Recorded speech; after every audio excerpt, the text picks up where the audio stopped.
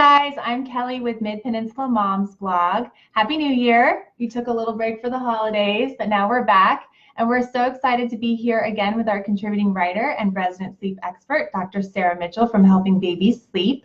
And today we're talking about toddler sleep regressions. Yes. I feel like everyone talks about baby sleep regressions, but toddlers actually have them as well. So Sarah's going to tell us all about that and how to handle that. We do have some questions that were sent in to us, and of course you can always ask them live. So my first question is, what is a toddler?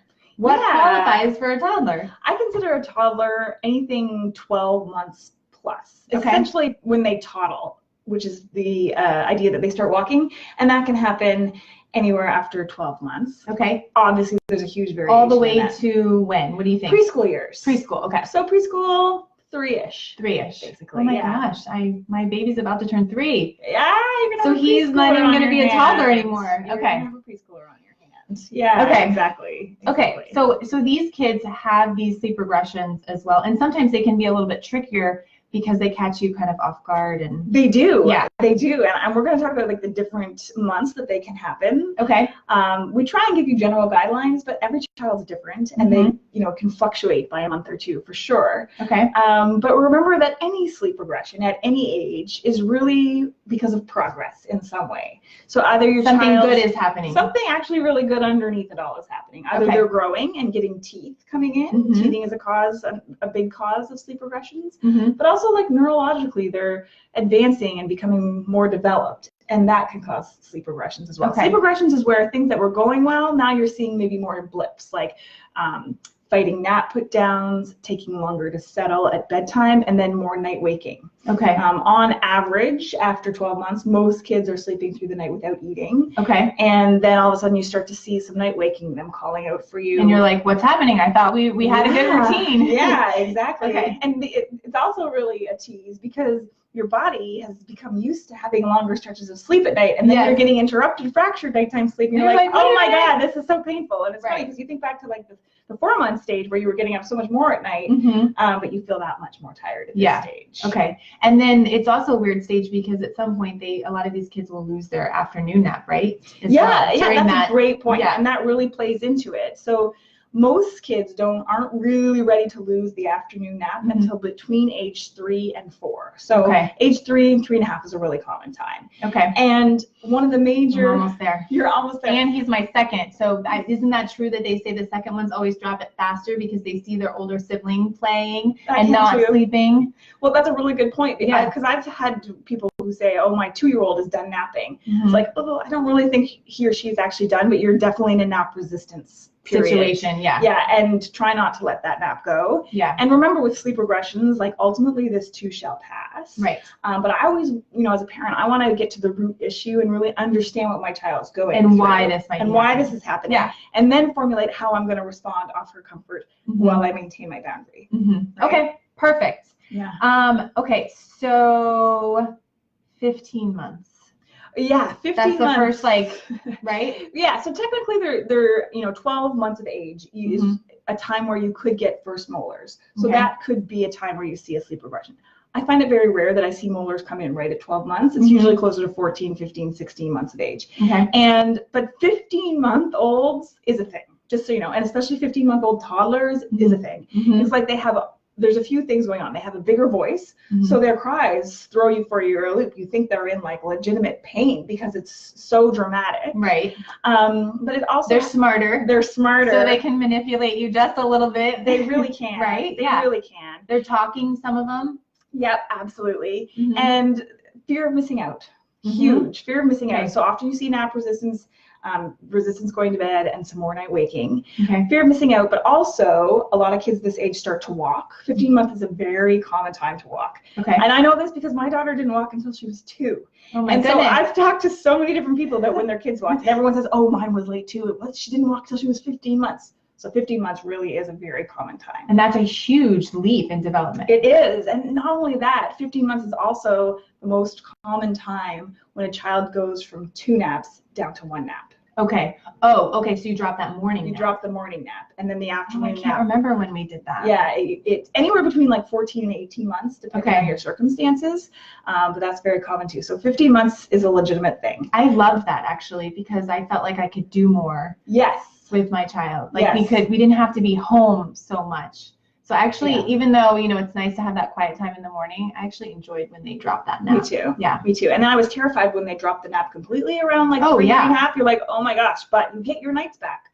Yeah. Because anytime you drop a nap, your bedtime needs to become earlier for a little while to accommodate for that loss in nap time sleep. Just for a period of time to adjust? While your child's adjusting. Okay. So like when your 3-year-old drops her nap, she might be asleep by 6:30 that night and sleep 12 hours until 6:30, okay. And that's great. And you just do that until you kind of get into a normal routine, and then you can kind of push it back to where it was. Exactly. Where people start to fall into trouble is that their bedtime, the child's bedtime used to be say 7:30 with that nap, and now it's you keep it at 7:30. You keep it at 7:30, and then you start seeing either night waking or something we were talking about earlier, night terrors. Yeah. Right? Yeah. My oldest son has night terrors sometimes. Yeah.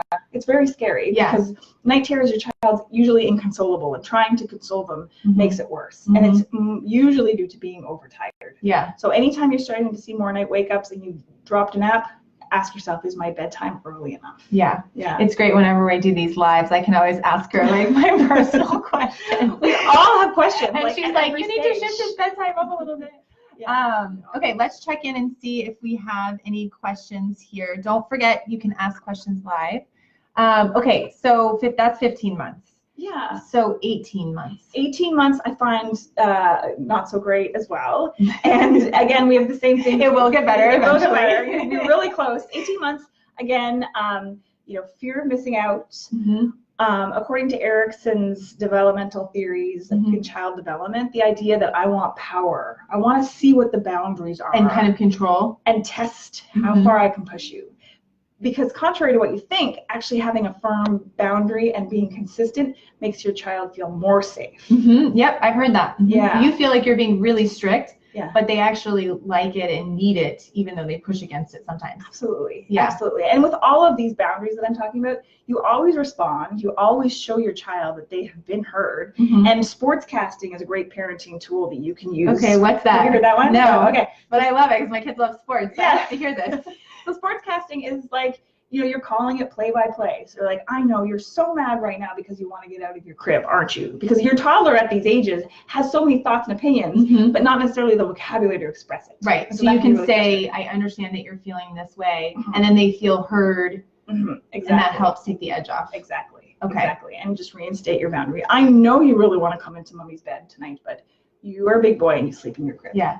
Another thing that I do, and this is a personal thing, I'm not an expert at all, but I do explain. Like I say why, because I feel like sometimes kids are so much smarter than we give them credit. I totally agree. And so even if I'm not 100% sure if they'll fully understand the explanation, I give it just because I feel like, maybe that might help to say, well, let me explain to you why you can't stay up, because then you'll be so tired tomorrow when we go to this activity or that activity. And I don't know, it seems to help sometimes. Yeah. Even when they're little. And that follows kind of the RIE parenting principles. I don't know. No. RIE.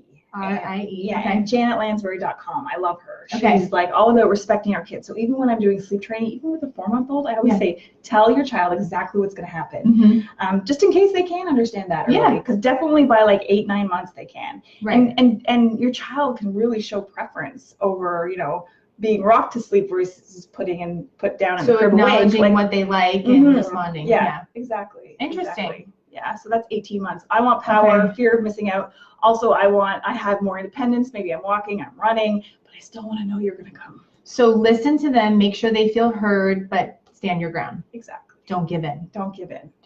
Yeah, it becomes a slippery slope. And your child's temperament is such a huge factor on how these sleep regressions are going to go for you. Because, some kids are satisfied that you came into the room and you gave them a little hug. And that's it. And then there's other kids that will jump up and down, stamp their feet, and really make you doubt yourself. And then you just want to go back to bed. And you end up just bringing them into bed with you because you feel like you have desperation. Right, and you need to do something. And then that's going to happen again the next night because it's such a reward for your child to be in bed with you. if co-sleeping worked for me, honestly, I would do it because it is a lovely thing. But no one sleeps well. Like kids kick, they wake you up. They tend to wake up more frequently and check that you're there. Yeah. Around. They are totally like fish. Yes, but if it's working for you, go for it. If it's working for you, go for it. Yeah. Just know that your child's temperament plays a big part of these sleep regressions. Okay. Yeah. I feel like I can't remember if it was around. I feel like it might have been around 18 months. They wanted snack. Oh yeah. Like in the middle of the night, Mommy, I'm so hungry. I don't. They probably couldn't even say that, but they said their snack word, whatever is snack. Yeah. You know, and then you feel horrible, like your child's starving and like really needs a snack, but they're just like trying to push you and stay awake and play and let me come downstairs with you to get a snack, and you're like, no, this is like not there you happening. Go, right? Yeah. But we went through this. Like it was the snack phase was a big thing, and water, and I need more water. And I remember watching Dora the Explorer at 2 a.m. with my first because he was so inconsolable. We didn't know what we were up against, and that was the only way to calm him down. Yeah. My first was very, very strong-willed. He's the whole inspiration for helping babies sleep. Yeah. So yeah, and then with my second, I was like, there's no way we're leaving this room. Yeah. I can offer you comfort. I can let you know that you have been heard. But I'm going to set that boundary. But we are in this room. Yeah, exactly. And I used to watch the clock too and say to myself, okay, I'm willing to sit and rock you for 8 minutes. And after 8 minutes, I'm going to. So this is interesting. I go to a Mommy and Me class on Fridays, and one of the moms in the class said she uses a timer. Like on her phone. Yeah. Like she'll be like, hey Siri, I don't want to do it because I actually have my phone nearby, but like set a timer for 5 minutes, and then you say to your child, Mommy's going to set this timer, and when this timer goes off, it's time for us to move on. I mean, it can work for that, it can work for playing, it can work for all kinds of things, but that's really interesting too. I still use the timer with my 8-year-old and my 5-year-old, and we'll link to it. It's the timer. It's this big clock, and it's great for everything toddler. And then it's not really Mommy's fault. No, it's not Mommy's fault. It's the timer's fault. It's the timer's fault. Exactly. Yeah. Exactly. Okay, let's talk about, do we have any questions yet? Come on, guys, give us our questions. 2 years old. So 2 years old relates to the idea that you're second molars. Okay, and the back ones, right? Yeah. And those actually really hurt. Those can be uncomfortable. And I find with any molars that it's different. It presents differently than your other teeth did. During the day, they may not cause any trouble at all. It's at bedtime that you might have one finger in there, and it's when they will have more trouble settling or have more resistance to bedtime. Sometimes they'll get a runny nose too. Yeah, that's a good point. Yeah. So, and the best way to deal with that is to give a little medication if you talk to your doctor, and just kind of write it out. Yeah, and cold teething rings. Like I always put stuff in the freezer that they could chew on before bed to kind of numb up the gums. That's a good idea. Like maybe while you're like getting ready for bed, so that it's nice and cold. Or even during your little bedtime routine when you're reading your board books or whatnot. That's a good idea. Something to chew on to numb them up. But remember that sleep regressions, like there's basically 4 causes of sleep regressions. Okay. So growth, like getting teeth, motor development. So this stands true for any age, right? Like learning to roll, learning to pull up to stand, learning to walk, walk. And then neurological leaps, like 22 months, there's also generally a language burst where they start to want to say more. Okay. And that can present, with staying awake in the crib at night, content but talking. Yeah. And then practicing. Yeah. Exactly. And then habit too. So once maybe it started because of sorry, I'm talking about.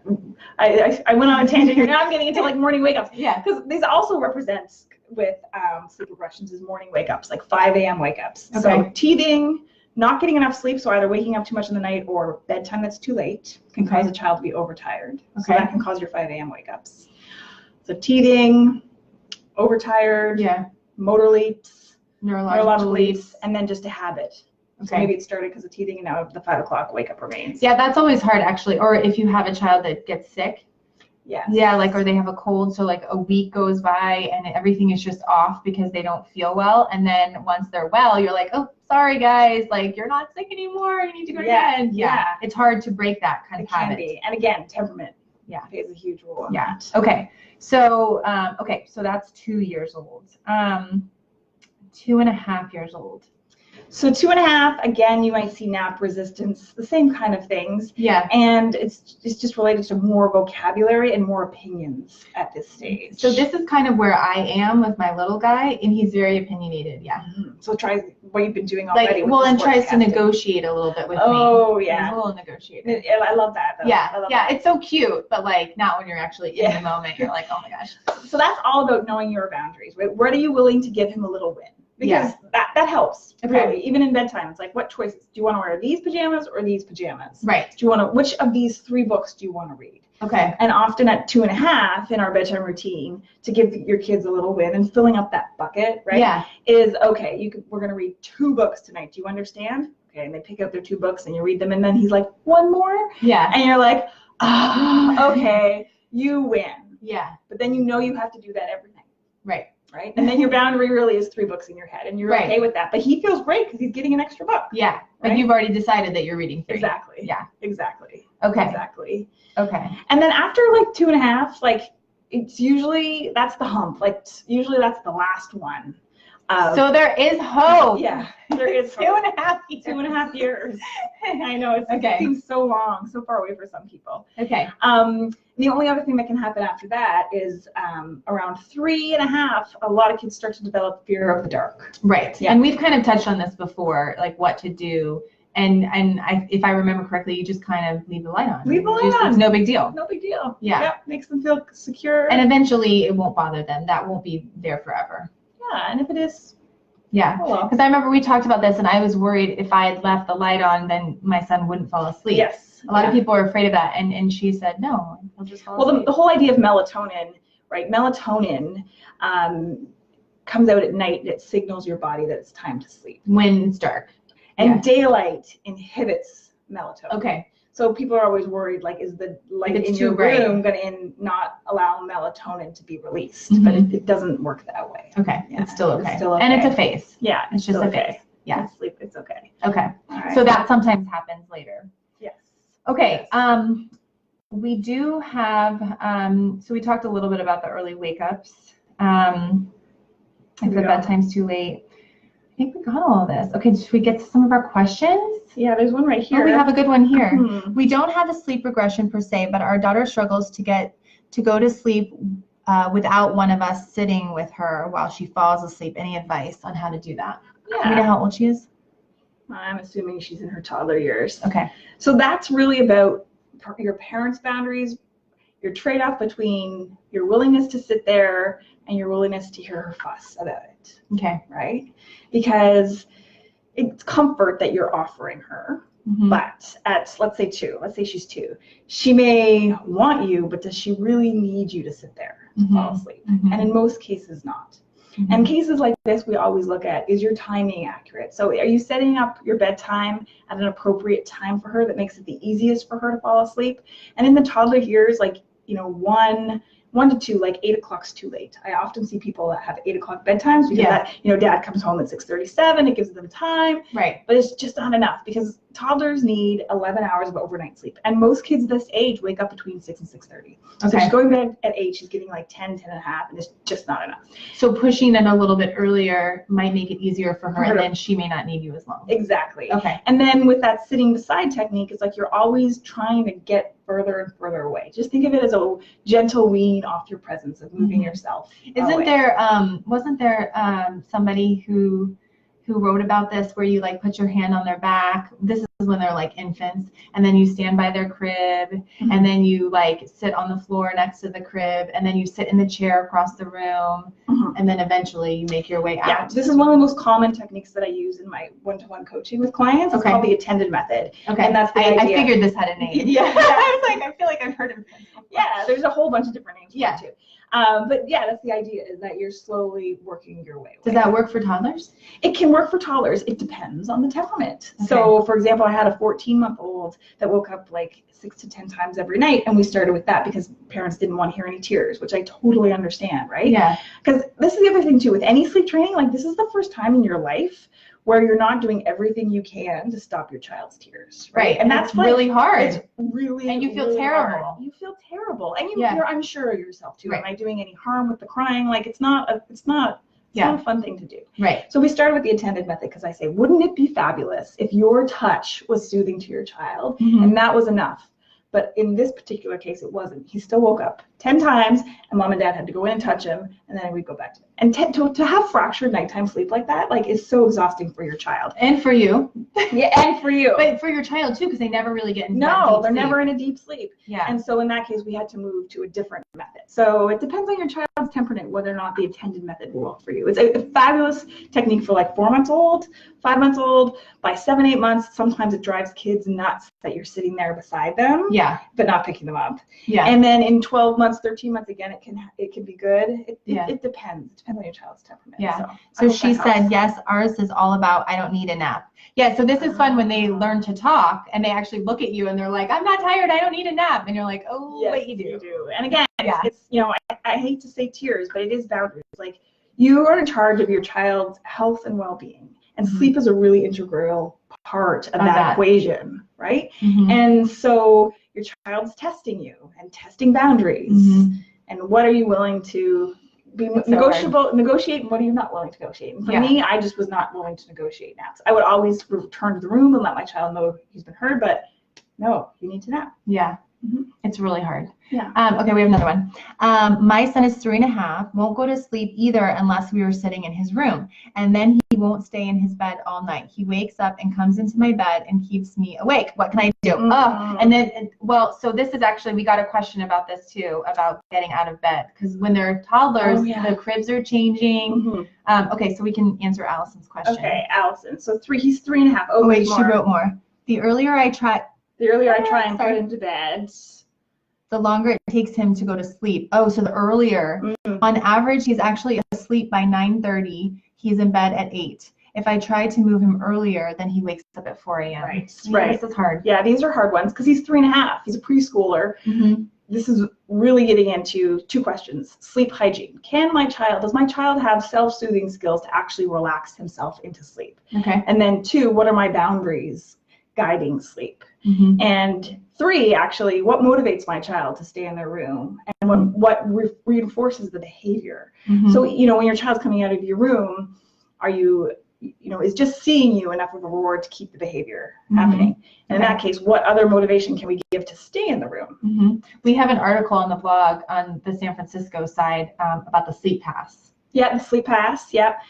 With cases like this, like, I could talk for a really long time about this because this is exactly the type of client that I work with. Like, you have to, you know, instill boundaries, theoretical boundaries, and you have to be really consistent with how you respond. And then you have to be prepared for your child to really hate this and be very upset and have tears while you calmly and gracefully say, I hear you, I understand. But these are the boundaries. That's really hard. It's because really you're like hard. dying inside. You are dying feeling inside. terrible. Yeah. And again, it's like you're in charge of your child's health and well-being, and you know what's best for your child, and you have to prepare. This is the thing with any sleep training: prepare. Like, set yourself up for success with having like 2 to 3 days to be at home to deal with the bedtime, the night waking, the naps, and be really consistent. Because the more consistent you are, the easier it is for your child to learn. If you start to, like, you know, be a bit more lax sometimes, you let them come into bed that time, or okay, you'll just sit here. And they get confused. Yeah, and they get confused. Exactly. Okay. Okay, let's see. All right, so here's one of ours. Actually, let's, I have a couple, but let's go to the one that's climbing out of the crib, just because we were just touching on that as well. Okay. So this is a 2.5-year-old. I think hers was a little bit older. He started climbing out of the crib. What can I do? Okay, so 2.5 is like my cutoff for when you can try and move into a toddler bed. Okay. Anytime you move a child, try to keep him in the crib as long as possible. Yeah. Like, which is hard because some will crawl out. Exactly. And then it becomes unsafe, and then you're like, what am I supposed to do? What are you supposed to do? So the first thing you can try and do then is put them in a sleep sack, because a sleep sack will prevent your child from lifting their leg up and throwing it over the railing. Okay. And so sleep sacks can keep them in the crib longer, which is the best place for them to be. If you put a child who's like 2 or 18 months in a bed, they are like a jack in a box, and they have no reasoning skills. There's no consequence and rewards things that can work with them. They're just too young. So they will just hold you captive in that room, basically, lying beside them. Right? And then they might be crawling all over you and not sleeping because they're so excited that you're there. It's like this catch-22 that you're stuck in. Okay, so the first thing is keep your child in the crib as long as you can, using a sleep sack. If you can't, This is the next thing you could do is like, can you drop the mattress to the floor? I've seen this where they actually take out the metal, yeah, the springs. The springs, yeah, and just put the mattress on the floor. You're not supposed to do that for long periods of time, but for this stage, you could put it on the floor and it like drops it down a foot or so, and then it makes it even harder for them to get Exactly. So that's the best case scenario. And then the worst case scenario is that you have to move them, but they can still crawl out with the sleep sack. That's what my son did. And you have to put them into a big bed. And how do you make that transition? So ideally it's after 2.5, because then you can reason with them and offer them praise and positive reinforcement for staying in the bed all night. And that's the best thing you can do. Rewards charts can be helpful. Those okay to wake clocks can be helpful. We love the green light clocks. Yeah, they are great. We still use them with my 5 and 7. Yeah, my 5. Well, he's almost 5. Yeah, he still loves it. Yeah, so they're not. The light goes on like blue at bedtime, and then it goes green at like 6:45 when they're allowed to come out of the room if you're in that. So once you're over 2.5, like let's say she kept her baby in until 2.5. Once they're 2.5 and they're climbing out, I mean, you just keep taking them back and saying no, like, or you transfer. I guess she would transfer him or her into a toddler bed at that point. Yeah, and that's what I was trying to implementing like a rewards chart. Got it. Okay. So once they turn 2.5, then you can do that. Yeah. Exactly. Okay. Exactly. All right. Exactly. Okay, perfect. I have a 14-month-old, and he wakes up 1 to 2 hours at night. He wakes up every 1 to 2 hours at night. Right. What should I do? 22 months tends to be like the language burst time. Okay. Wait. This is 14. Oh, 14, 1 to 2 months. Oh, right. So I kind of touched on that before. This is like the 15 months. Yeah, this is full on sleep training. So 2 questions to ask yourself. Has my child ever been able to fall asleep on her own? Okay. Because if she has, and now she's waking up more at night, what's changing for her? But if your child's never been able to fall asleep and it continues to wake up, you need to do full-on sleep training. Right? Okay. And sleep training is essentially setting your child up for success by knowing what's age-appropriate timing for her, how much sleep she needs, when she should be sleeping, and then taking away the sleep crutch, that thing that she thinks she needs, or just plainly wants to fall asleep, and taking it away so they learn how to do it themselves. Yeah, and then figuring out how you're going to comfort the tears. Because anytime you change mommy's tears or the child's tears? Both. Yeah. Both. Okay. Yeah. Because anytime you take something away or change it, make it look different, she's going to express frustration, anger, disappointment, whatever, but that's going to come out in tears. Okay. Right. So that's full on sleep training. Okay. And I have an online class about that if you're interested. It's called A to Z's. A to Z's. Yes. Okay. For babies 4 to 24 months. Okay. And that's full on sleep training. Full on sleep training. Okay. Yeah. So that might be a good option. My 3-year-old has been a great sleeper, so can sleep, but all of a sudden she's waking up and crying for me and won't go back to sleep by herself. What's going on? Could she be afraid of the dark? She's 3. Yeah, she could be. So something's changing for her. Maybe her imagination is blossoming and she is having fears of the dark. So my first suggestion would be leave the light on. And then try and talk to her. Maybe talk about, I love at the end of the day being, let's talk about your day. And we run through all the things they did. And then let's talk about what's going to happen tomorrow. And we run through all the things that are going to happen. Yeah, because some kids will start worrying at this age and worrying about the next day, and it kind of keeps them awake. Yeah, absolutely. So at 3, it's like the dark, imagination, is your timing for bedtime right? Because again, if kids aren't getting enough sleep, it's harder for them to fall asleep and they're exhausted by bedtime. Okay. So maybe look at that. Maybe you need to shift it up a little bit. Just keep reminding yourself your child needs 11 hours of overnight sleep. So if she's waking up at 6 every day pretty regularly, she needs to be asleep by 7. Yeah. Right? So 7, I think, which is hard. It does feel early, but yeah. It's really hard to shift. Everyone always says, I want 7 to 7. Well, first of all, 12 hours of sleep is rare. I see it in my practice, but it's not every kid. The average is 11 hours. Yeah. Okay. And I think those books that are like 7 to 7 set so many of us up to fail. That really frustrates me because we're all just doing the best we can. So every time she wakes up, thinking back, like she woke up at 5. Do you think she's done sleeping for the day? Did she get 11 hours of sleep that night? Yeah. That's what she really needs. Charlene's waving her hands. Let's see. Charlene, did you have a question? You look like you're raising your hand here, but we don't see a comment. Ask us a question if you have a question. Maybe she's just waving hi. Okay, my 2.5-year-old has started climbing out of the crib. Oh, we already talked about that one. My 22-month-old is a good sleeper, but is waking up and playing in the crib for about an hour, like totally content. It's waking me up though. Help. I went through something similar. Did you? Yes. Well, talking, like practicing the words, singing a song that they learned at school, like in the middle of the night, and you're So like, adorable, oh, so adorable, but please go to sleep. But they don't really need, it doesn't sound, the baby doesn't need her, but it's just keeping everybody else awake. Help. I often see this too, like at younger kids when they're learning a new motor skill. So this one's probably a language burst that's very common around 22 months. Yeah. And that's how it presents. They're awake for like 45 minutes to an hour in the night, but they're content laying in their crib. What is going on? Think of it this way. It's like everyone wakes up in the night, kids, parents, but your child surfaces from a sleep cycle and then is distracted by like a new skill or words and either wants to practice or just even thinking about that is exciting. And that distracts her or him from relaxing back down into sleep. And it's just a short period of time. And so that will just go away. Yeah. And so the thing to think about is this is the mind shift of parenting.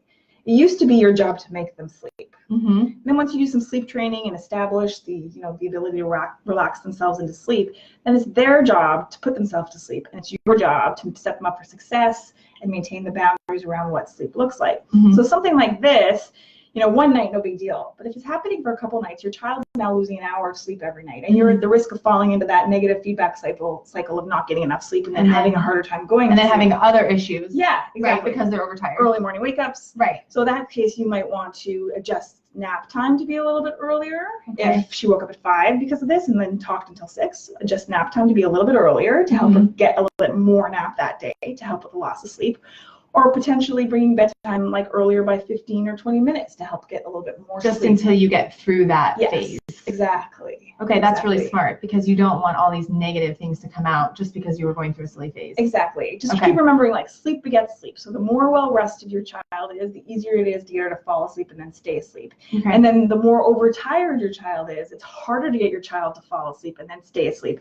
Just like that lady who with a 3.5-year-old, like she said she tries to get him to bed earlier and he wakes up at 4. Yeah. Like he's just overtired in general. And the trick with that would be even an even earlier bedtime. Right. And when he wakes up at 4, he just can't get up for the day. Like that's your boundary. Like you can't get up at 4 in the morning. Yeah. And so that will mean tears for sure. But at the same time, you have to say to yourself, I'm in charge of your health and well-being, and you cannot get up at 4 a.m. And like I cannot get up at 4 a.m. Like it's too early. If you set a boundary, like a hard boundary, how many days? And this is a really hard question. But how many days will it take for a child, and I guess it depends on the age, to understand that that's a hard boundary? Like how many days of like suffering are we talking about here? Where you're really like putting your foot down and you're saying, okay, I'm going to do this for like 3 or 4 days. I mean, in your experience. It really does depend on the age. Right. And what previous sleep training attempts they have had. Okay. But for example, like with the 14-month-old we were talking about earlier, who woke like 6 to 10 times per night. So we were working with the attended method, and after 3-4 nights, they were still struggling. I was like, let's change the technique. We did, and then like 2 nights. And that was it. So it depends. Yeah. But no more than like a week. No. If you're still doing like hardcore sleep training, after a week, then something isn't working. Yeah, exactly. Either the technique's not right for your child, your timing's not right, or something's amiss. And if it's not working, it's okay. There are other things that you can try, but you just have to go back to the drawing board. Yeah, take a break. Take a break for sure, especially if you have a 4-month-old. So I do sleep training at 4 months of age. That's a huge regression, right? That's a great point. Yeah. It's a big regression because they learn object permanence, the fact that you exist even though they can't see you. And then so they wake up more in the night and they call out for you. Looking for you. And they're looking for you. And you need to meet your child where they are at development. Right. So you got to keep responding. So you got to let that happen for at least 2 weeks, right? But the 4-month sleep regression can happen anywhere from 3.5 months to 4.5 months. Okay. So lots of kids go through it earlier and then they're ready to go by 4 months. But at 4 months, if you should be seeing progress with your sleep training within 3 days. And if you're not, it's not the right time for your child for whatever reason. We don't know because kids develop at different rates neurologically, and we can't know until we try. Right? Okay. Let's see. I think that's it. I think that's all our questions. Oh, here we go.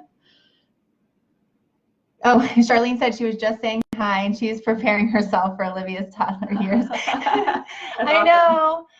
Because we were running errands, I need to wake him up. Then he's completely manic at night. So if you're waking child up from a nap, first of all, waking toddlers from a nap is like, hi, Carrie, is really like scary endeavor because they can be really angry that you woke them up. Yeah. So my preferred way of waking them up is like going in, opening the curtains, just gently rousing them a little, and then leaving the room. So they think they woke up on their own? Exactly. Yeah. And they're a little bit more content that way. Okay. So that's the best way to wake them up. And then if you think if you woke your child up, you just stole some nap time from them, you need to tack that on to bedtime. So your bedtime needs to be earlier that night. So if your child's a maniac at night, it's probably because he's overtired. Yeah. So put him to bed earlier. Okay. Earlier, exactly. And parents are always worried, like, oh God, then he's gonna wake up like that much earlier in the morning. Maybe not though. Maybe your child's gonna recoup all that sleep. And wouldn't you rather your child wake up at like 5:45 instead of 6:15 and be really happy and content instead of waking up at 6:15 grumpy, crying on wake up, and having probably woken up a couple times at night because you kept them awake. And then like continuing the cycle of another day. Exactly. Being off kilter. Okay. So maybe shift. So if you have to wake him, then shift that up. Yeah. Is there any other questions here? Oh, here we go. My 2.5-year-old needs a nap, but can't settle down. I do the same bedtime process that works at night, and he still can't settle down. I start at 2:39, try for an hour and a half. Oh my gosh, at 5 we have to run errands, and he falls asleep in the car immediately. How do I settle him down? You're starting your nap at 2 o'clock in the afternoon, so I think that's So it's too late. Yes. Okay. Your nap time should be somewhere between like very average at 2.5. It starts at 1 and it ends at 3. And then they're ready for bed by like 6:30, 7 This o'clock. is hard because you're probably picking up your older son. I know, Carrie. That's probably why. That's hard. Oh, right? I see. Because she has an older son. Yeah. She's probably out picking up her older son and she gets comes home at 2:39 and tries to put him down. It's so hard. That's so really, hard. really hard. The only thing you could try and do, it's a real commitment, is like, can you put him in the car earlier so you can drive around before you do pickup so he at least gets a 45-minute nap in, at least. It's a really short nap, but at least you got that in, and then have a really early bedtime. Yeah. I know. I'm sorry, Carrie. That's really hard. Those years are hard. Yeah. And then Allison, I see you saying you have a sleep pass. He doesn't quite get it, which I'm sure isn't a good plan, but I'm desperate. I know, we all get desperate sometimes. I totally understand that. And I think I need to come talk to you. When he comes into my bed, I've tried to take him back to bed, but he wakes, but that wakes him up more. Sorry. This is she says she needs to come talk to you. Yeah, come talk to me. This is getting a little bit, more involved than Facebook Live. But definitely come talk to me. Go to my website, or just email me at sarah@helpingbabysleep.com, and we can set up either like a full package for you to like really guarantee your success over 2 weeks. Yeah. Or you can look at my website and we'll talk. Okay, perfect. Oh, 3 new comments. Click the bottom. There we go. That's exactly it. Carrie Farr says, Carrie says, yes, I do have to go pick up at 2 o'clock, and that's why I can't do nap until 2:39. So he's overtired probably by that. And I don't know. Sometimes it's worthwhile. Like, is there anyone you can leave him with for the nap time or watch your house?